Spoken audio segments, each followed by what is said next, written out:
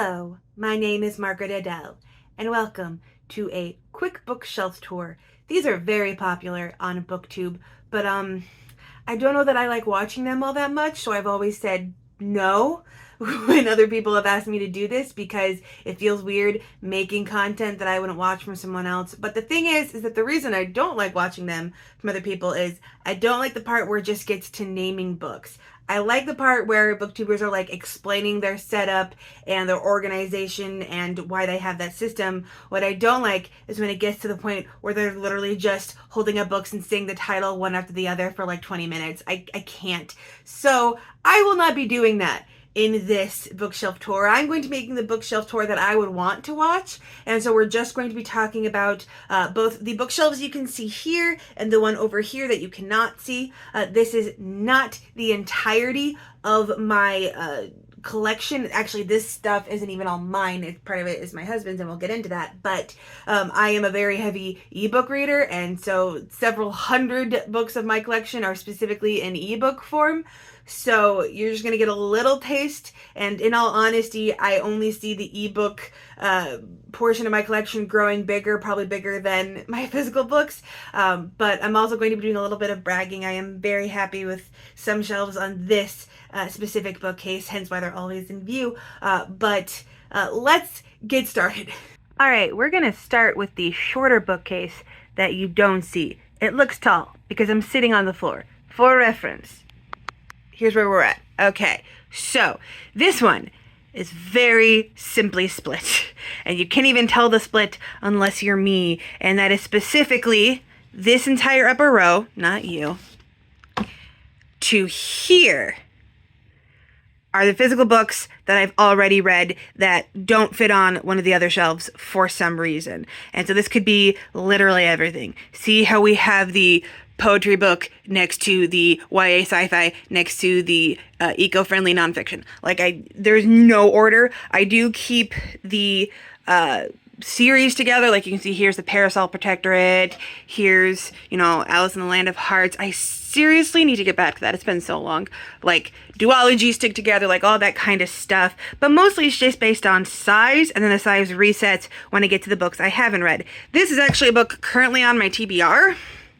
And I don't really have a place for books on my current TBR, mostly because my TBRs don't tend to be very heavy into like physical books. So I have considered some kind of like cart or floating shelf that I could keep TBR books on until I get to the point where I could put them back on the shelf, but I haven't fully decided yet.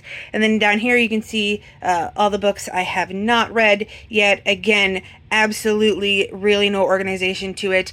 I still have my Les Mis copy.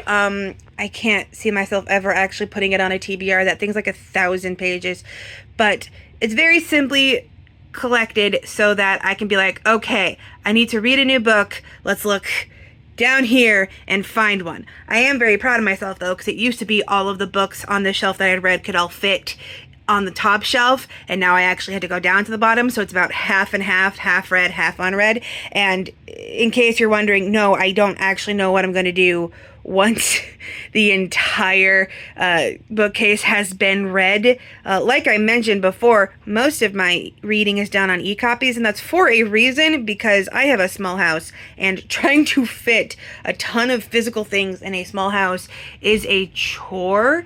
And while it's nice to have bookshelves to film in front of, it's a lot to actually try to manage physically. Oh, and before I forget, this entire bookshelf, like the actual wooden thing, was handmade by my father as a Christmas gift.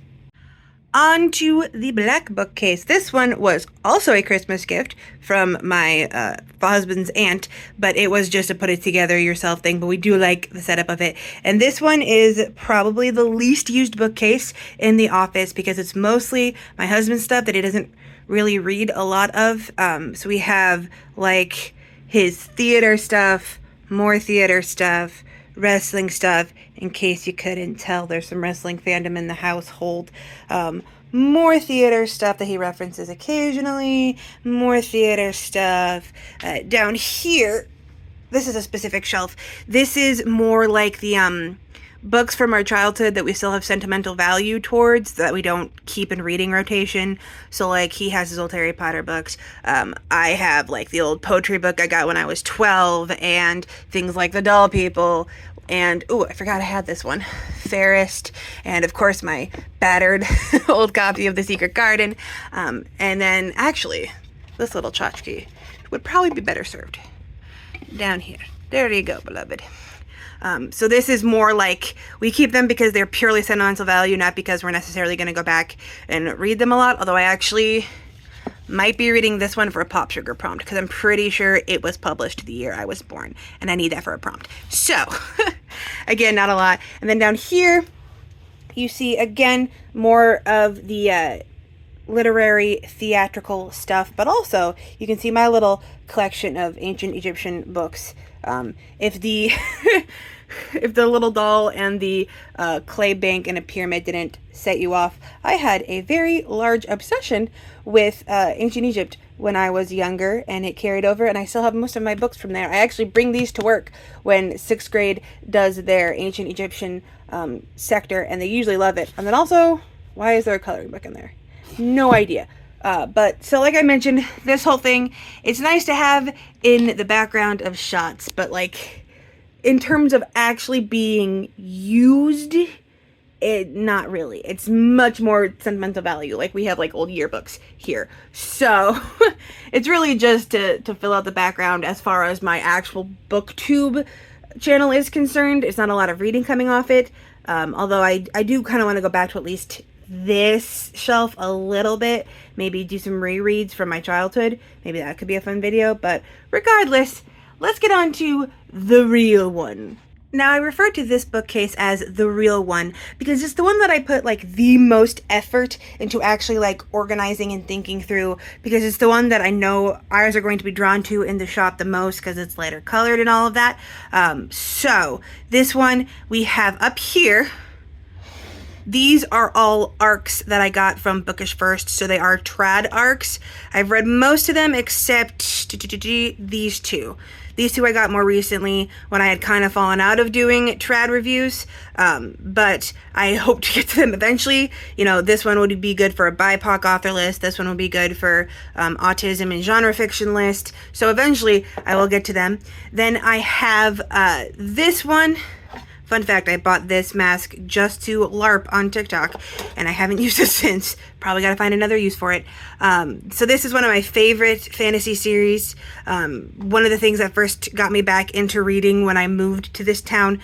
And as you can see, I know this might shock and horrify people, I do not believe in keeping every book in a series the same. I do not care. I actually kind of like the eclectic nature of the books all looking different. But also, I originally bought these three when they were still like $8 at Barnes & Noble, and then found out after I was already like in the series, like up to here, found out that they were discontinuing the paperback or the mass market paperback. So I bought these two from thrifted sites. So this is an old library copy, as you can see by the tags.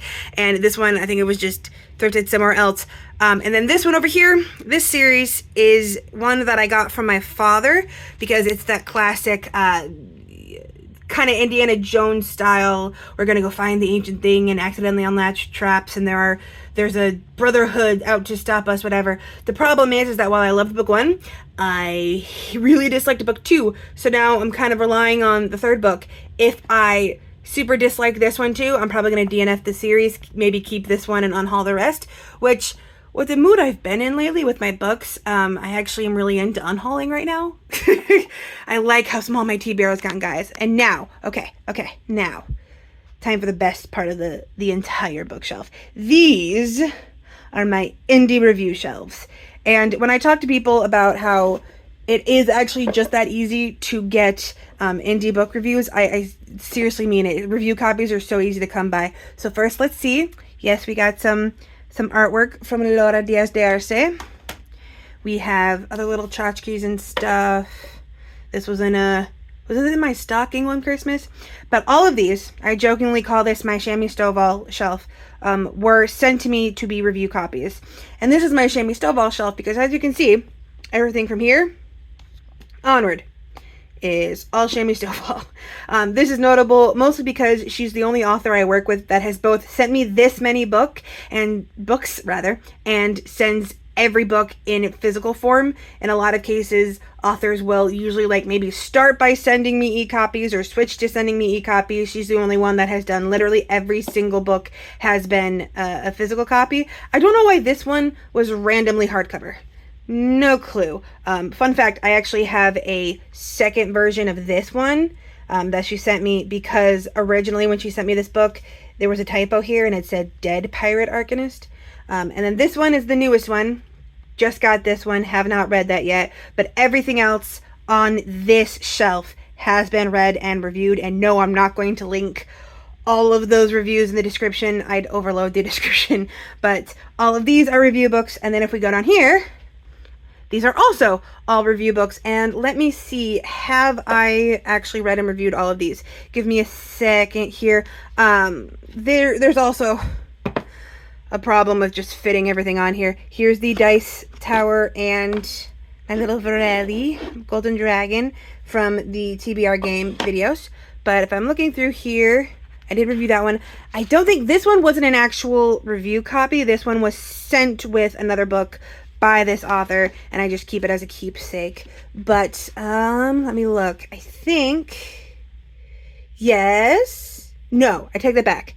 I have not reviewed this one yet, but the rest of them are all read and reviewed. I'm very proud of that. I do need to start looking into possibly unhauling some. There are some from authors that I never worked with again, and my thought has always been maybe I could get indie books out into the world and in the hands of people who would not otherwise have thought to go after them or have thought to look for them, because indie books, you kind of have to look for them very purposefully. You don't necessarily stumble across them as easily as you stumble across books that are just like in the library and in casual spaces like that. So let me put this all back together real quick. Did I actually put everything back together? No, wait. Did you go up? Were you down here or were you up here? You were up here. I remember how I have things set up. Don't worry about it. And then down here, we have, more review copies. So we have these, just these three, and these three are also for review. There will likely come a day in which, at this point, I'll probably have a day in which the entire bookcase is review copies. That would be fun. But then these are, we have the Magnus Chase series. This was one of the first booktube videos I ever did was on this. It had a horrifying plot twist that I was not expecting in a classic novel, and I had to talk about it. That was back in the days when I thought that I was only going to be doing like 4 books a month and 1 video per book or whatever. We have come very far since then. So these are, this is kind of my paperback from thrift stores series. We do have Cinderella is Dead. I'm not sure, that should probably move to the other shelf. But we have Elizabeth Peters' Amelia Peabody series, which is one of my favorites. Again, Ancient Egyptian Obsession. We have Chris Longknife, which is a like kitschy early 2000s paperback sci-fi series. We have this one, which the Ukiah, Oregon series by Wen Spencer is like my hidden gem, my favorite thing no one else knows about, and I'm so bummed because it's been out of print and so hard to find and no one knows about it, and I'm so sad. I love that one so much, but you have to love really weird alien sci-fi for it. And then we have the final, and this is all mid-grade, more or less. You know, you have your Shel Silversteins, you have some Rick Riordan, you have the Percy Jackson, all of that. This is the shelf I probably visit the least on this, at least on this shelf. Mostly because I don't read a lot of mid-grade. I thought I read a lot more than I did. As I look at it here, I can see, yes, I have read like some of them. Have I read? Yes, I read you. I want to say I read one of you, but I can't remember. Read you. I'm all the way up. I think I'm on the last Percy Jackson book. This one I'm probably going to unhaul. Some of them, like these two, are literally just kept for, again, sentimental value. Which means they might end up put over on the other shelf. Haven't decided yet, but this one is on the bottom mostly because I don't read it a lot, so it's not necessarily a bad thing if it's never in shots. Whereas these ones up here, you'll probably see these in shots the most because I don't know, I feel like the indie authors that have sent me books like seeing them set out. And mind you, this is not even all of the indie copies I have. I currently have this one you saw earlier is actually a review copy. So there's a lot more to be done. I also have things like I have extra copies that have like the review copy tag on it, or I have ones that, you know, again had the misinformation or the typo on the spine that aren't all out. Also, if I DNF a physical copy, like I don't review it, I don't leave it sitting out. I don't know why, that just feels like disrespectful to me to be like, no, I'm not going to read your book, but I'm still going to have it on display. I don't know why. I can't verbalize why I feel that way. But yeah, I have been considering, because as you can see, we are stuffed to the brim with review copies. So I need to think of something, because there is literally no more space in this office for yet another bookcase. So that's not an option. But I have seriously been thinking about, like, there are probably a lot of books on here that I have read and reviewed and enjoyed, but I'm not going to reread, and maybe by putting them in a little free library or donating them to a secondhand bookstore, someone else can stumble across a book they have otherwise not have stumbled across, and maybe I'll create more indie readers instead. But I have not fully decided yet, because again, a lot of these, almost all of these, are signed. Not necessarily with my name in them specifically, but they are all signed, which again adds, do I unhaul or do I not? But regardless, this is the bookshelf that I am the most proud of, and I will probably be putting the most work in to keep organized in a way I probably won't with the other two. But that is my favorite of all of my bookshelves. Oh, also, for all that this one is my favorite bookshelf, it's also the only one that wasn't a gift. We got this for like $20 from a thrift store, but I'm really happy that we got a 6-foot tall bookshelf for $20. Really proud of that one. But regardless, that is my bookshelf tour. A little bit longer than I was expecting, but again, not nearly as long as if I had pulled out every single book and read the title. Do people actually like that? Is that just the thing that booktubers decided to start doing to pad out the runtime, or do like people honestly want to see, yes, every single book on a shelf? I genuinely don't know. If you have any opinions on that, please let me know down in the comments. I actually do have some other longer videos coming up that I couldn't do this week because of trips and summary things that I'm hoping to do, but they involve like a full week of vlogging or a literal script and multiple recordings and editing. So working towards that. I still have them in the works. I am still working on my evolution of readathons video essay, which is going to be a lot of work for probably not a lot of return, but I'm loving the research regardless. If there was anything interesting you found in the organization of my shelves, please let me know. Have you ever had any other questions about getting review copies? Because I swear potential reviewers think it's so much more complicated than it actually is. It's actually super easy, especially if you're doing indie. Like, I can even give you some tips on getting some of those trad arcs. It's so much easier than you think it is. But regardless, that is on my shelves. I will never do rainbow shelves. People have asked me about that before, but like that's way too much work, and I'm pretty sure I don't have enough of the specific colors to make it work. Like, I like my eclectic, looks like a secondhand bookstore style. This fits my vibe very well, and I'm proud of it, even if it's not a lot to write home about, so to speak. Regardless, thank you so much for watching, and with nothing else to say, I hope you have a wonderful day and a marvelous tomorrow.